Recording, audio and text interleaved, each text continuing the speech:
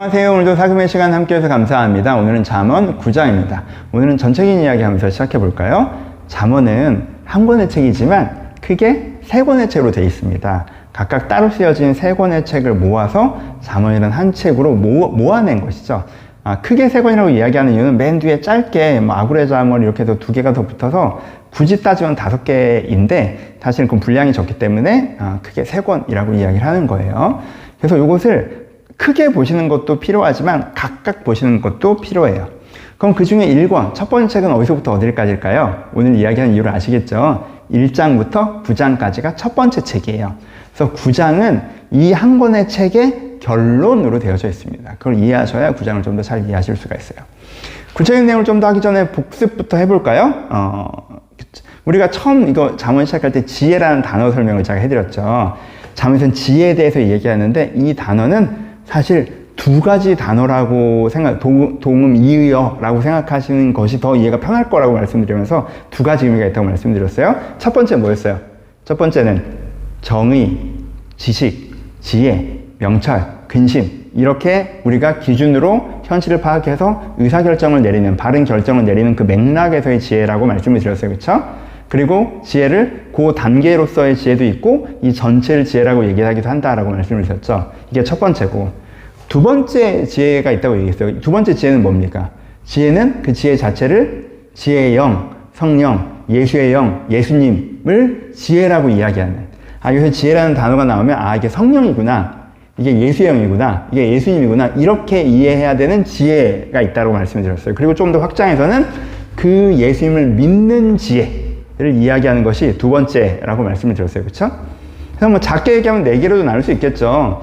그 5단계에서 한 단계로서의 지혜이기도 하고 그 전체 맥락을 지혜로 얘기하는 것도 있고 예수님을 지혜라고 얘기하는 것도 있고 예수님을 믿는 것을 지혜라고 얘기하는 것도 있지만 그래서 4개로 나눌 수 있지만 크게는 이 지혜와 이 지혜가 있는 거죠. 그렇죠?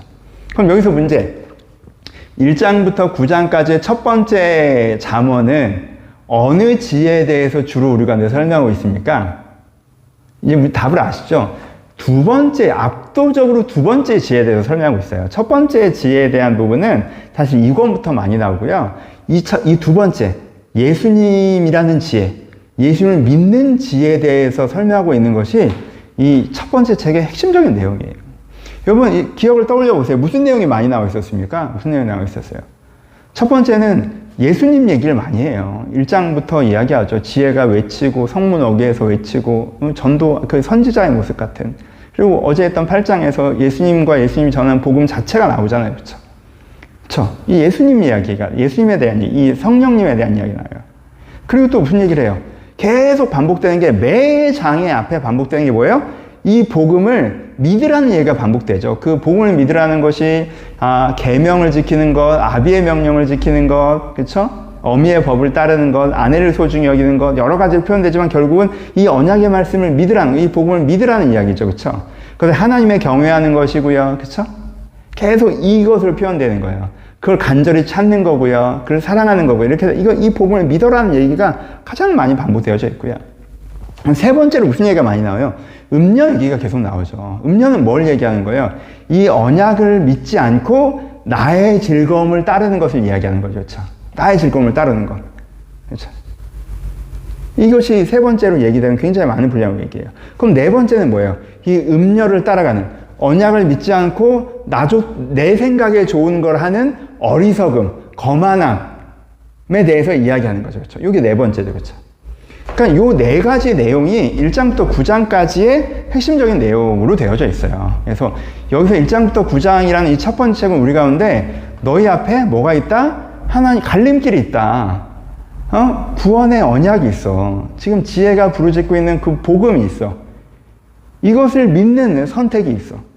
여기에 너를 유혹하는 음녀가 있어. 음녀가 또 길거리에 서서 너를 부르고 있어. 그걸 선택하는 어리석음이 있어. 근데 네가 이것을 선택해야 된다라는 것이 1장부터 9장의 핵심적인 내용입니다. 그렇죠? 그것을 요약해서 하고 있는 것이 오늘 9장의 내용이에요. 그냥 그 내용이 나와 있어요. 1절부터 6절은 무슨 얘기를 해요? 지혜에 대해서 얘기하죠. 지혜가 그 집을 짓고 7 기둥을 짓고 성중에서 불러 이르기를. 그래서 지혜가 우리를 부르고 있는 내용을 얘기하고 있어요. 그리고 7절부터 9절까지는 오히려 이게 약간 그 거꾸로 편집된, 교차 편집되어 있는데 어리석은 선택에 대해서 얘기하죠. 그래서 거만한 자에 대한 얘기가 나와요. 그 다음에 10절부터 12절까지는 지혜로운 선택에 대해서 나오죠. 여호와를 경외하는 것에 대해서 얘기를 해요.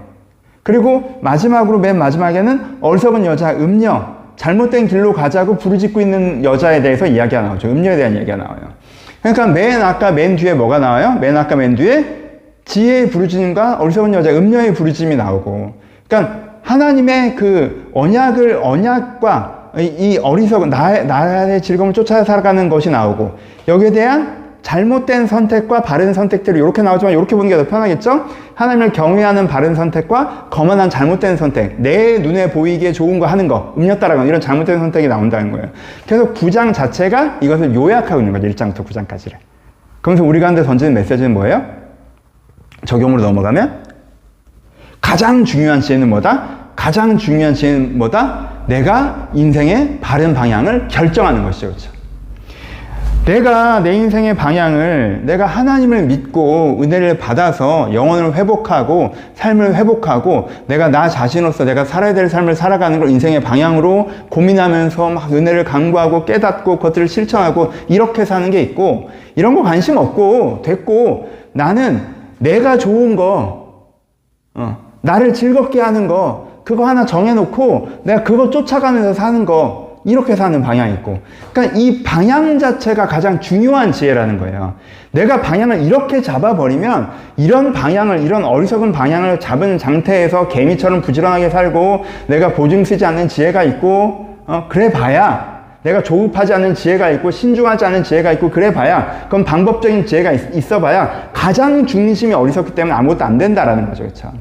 그래서 네 인생의 중심의 방향이 신앙이 너의 방향이어야 된다. 내가 하나님 앞에서 내 자신을 찾고 내가 살아야 될 삶을 찾아서 나 자신으로서 내가 살아야 될 삶을 살아가는 것, 이것을 내 인생의 정답으로 갖고 있는 그 지혜가 너에게 필요하다라는 것도 우리 가운데 강조하고 계십니다. 그러니까 여러분 오늘 9장 말씀을 통해서 가장 중요한 정답, 여러분 잠언에서 앞으로 여러 가지 이야기를 하지만 어떤 면에서는 그걸 다 모으면 중요한 얘기긴 하지만 사실 이게 제일 중요하잖아요. 어제와 오늘 얘기하는 이 복음이라는 지혜를 마음 깊이 새기셨으면 좋겠습니다. 감사합니다.